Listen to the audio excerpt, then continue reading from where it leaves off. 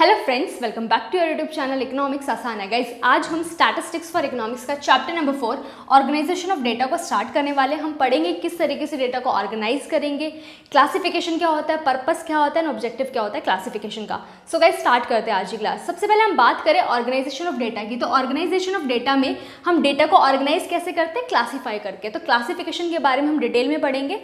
Classification क्या होता है, सबसे पहले इसको समझते हैं। क्लासिफिकेशन का मतलब क्या है, चीज़ों को डिवाइड करना, ग्रुप्स में डिवाइड करना। तो क्लासिफिकेशन हम क्या करते हैं कि जब हम डेटा को कलेक्ट करते हैं तो किस फॉर्म में होता है, रो फॉर्म में होता है। तो हम उसको कंडेंस कर देते हैं, सिमिलैरिटी एंड डिसिमिलैरिटी के बेसिस पर हम क्लासेस एंड सब क्लासेस में डेटा को डिवाइड कर देते हैं, ताकि मैं उसकी फर्दर जो है इंटरप्रेट कर सकूं और एक वैलिड कंक्लूजन तक पहुंच सकूं, और आगे फर्दर अगर मेरे को स्टैटिस्टिकल इंक्वायरी करनी है तो वो भी मैं कर सकूं।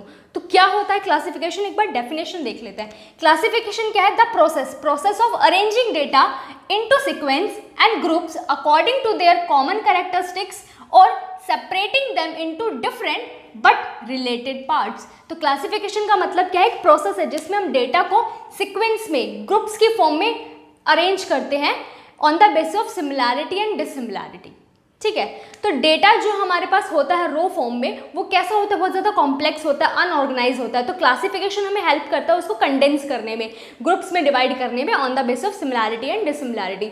फॉर एग्जाम्पल के लिए जब सेंसस होता है तो सेंसस में क्या करते हैं, पॉपुलेशन के रिगार्डिंग बहुत सारा डेटा कलेक्ट करते हैं। तो उस डेटा को हम क्या कर सकते हैं, ग्रुप्स में डिवाइड कर सकते हैं। फॉर एग्जाम्पल के लिए एजुकेटेड, अनएजुकेटेड, ठीक है, employed, unemployed, then married, unmarried.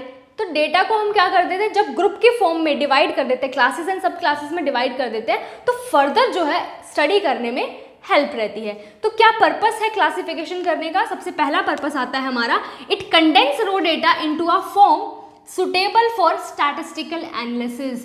कि क्लासिफिकेशन क्या करता है, जो रो डेटा होता है उसको कंडेंस कर देता है, जो भी अननेसेसरी थिंग्स हम उसको रिमूव कर देते हैं, और on the basis of similarity and dissimilarity हम ग्रुपिंग कर देते हैं, क्लासेस एंड सब क्लासेस में डिवाइड कर देते हैं। तो जिससे क्या होता है, हम फर्दर स्टैटिस्टिकल इंक्वायरी करनी है तो हम ईजिली एनालिसिस कर सकते हैं। ठीक है, देन आता है हमारा purpose, it remove complexity and highlight features. कि फॉर एग्जाम्पल के लिए जब सेंसस कलेक्ट हो रहा है तो सेंसस में इतना सारा डेटा होता है, तो कॉम्प्लेक्स डेटा है, कुछ भी समझ में नहीं आएगा। बट जब हम उसे क्लासीफाई कर देंगे ग्रुप्स के फॉर्म में, तो उसके जो फीचर्स होंगे कि कौन लोग एजुकेटेड है, कौन अनएजुकेटेड है, ठीक है, कहाँ पर पॉपुलेशन ज़्यादा है, तो पूरा चीज़ जो है, पूरे जो फीचर्स हैं वो मुझे हाईलाइट हो जाएंगे।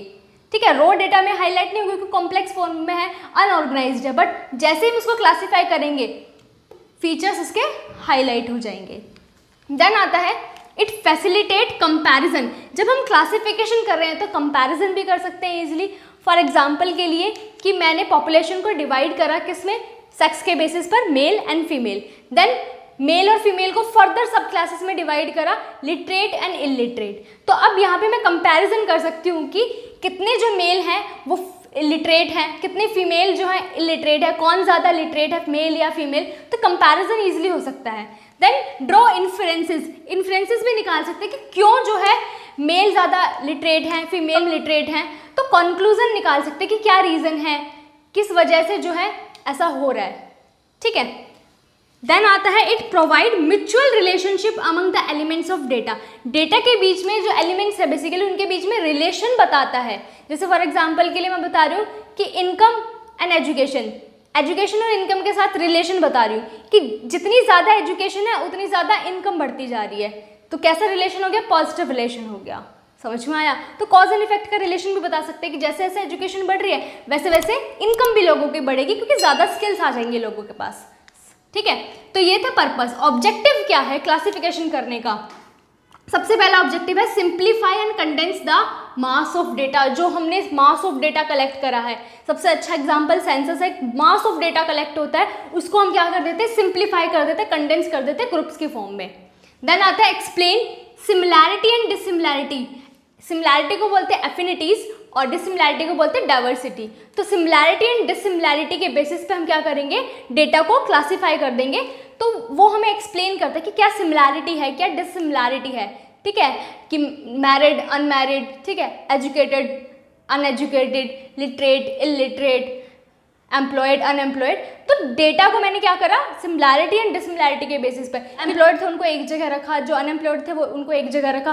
फिर मैं कंपैरिजन भी कर सकती हूँ कि क्यों अनएम्प्लॉयमेंट इतनी ज़्यादा है, क्या रीज़न है, उसके अकॉर्डिंग हम एक्शन कर सकते हैं फिर फर्दर। ठीक है, तो जो हम क्लासिफिकेशन करते हैं ना वो इसलिए करते हैं ताकि एक वैलिड कंक्लूजन तक मैं पहुँच सकूँ और फर्दर स्टैटिस्टिकल एनालिसिस जो करनी है वो कर सकूँ। क्योंकि क्लासिफिकेशन के थ्रू हम फर्दर टैबुलर फॉर्म में रिप्रेजेंट करेंगे डेटा को, देन फर्दर स्टैटिस्टिकल एनालिसिस करते रहेंगे। समझ में आया?